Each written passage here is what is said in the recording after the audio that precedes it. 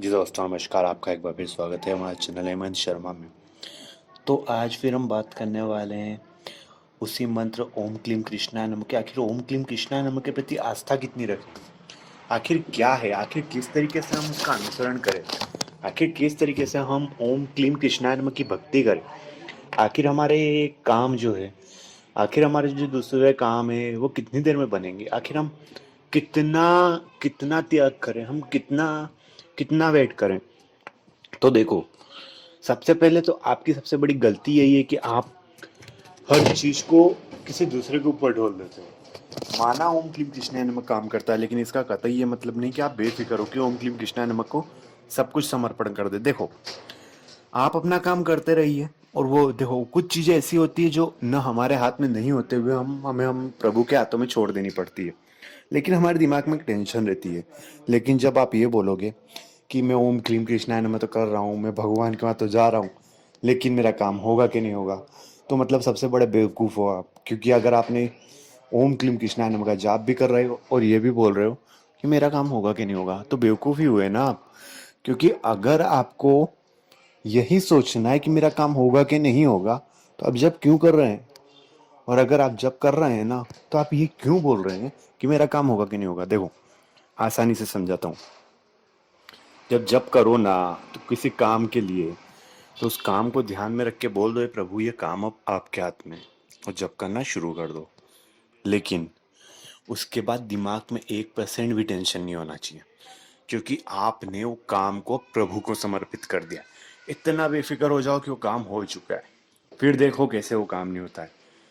मंदिर के अंदर जाके प्रभु से प्रार्थना करोगे, हे भगवान, मेरा ये काम अब आपको करना है, ये काम नहीं हो रहा, अब मेरे ये काम आपके सुपुर्द। और बाहर आके कैसे होगा, क्या करूं। अरे भाई, जब कैसे होगा क्या करूं, तो फिर भगवान के पास काय के लिए गए?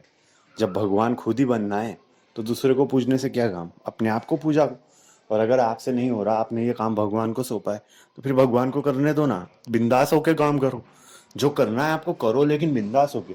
टेंशन लोके करोगे तो प्रभु भी आपका साथ में नहीं। क्योंकि जब आपने सब कुछ प्रभु को सौंपा है, तो प्रभु को करने दीजिए ना।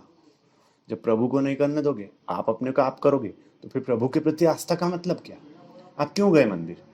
तो प्रभु भी पता है आपकी तपस्या का फल तभी देता है जब आप प्रभु के प्रति पूरे समर्पित हो जाते हो। जब आप जाकर बोलोगे, हे भगवान श्री कृष्ण, ये काम अब आपके हाथ में, तो बिंदास हो जाओ। 1% की टेंशन मत लो कि कोई कुछ बोलेगा। यही होता है आज भी और कल भी। इसीलिए आपके काम प्रभु के पास जाने के बाद भी नहीं बन पाते। क्योंकि आप लोग करते क्या हो?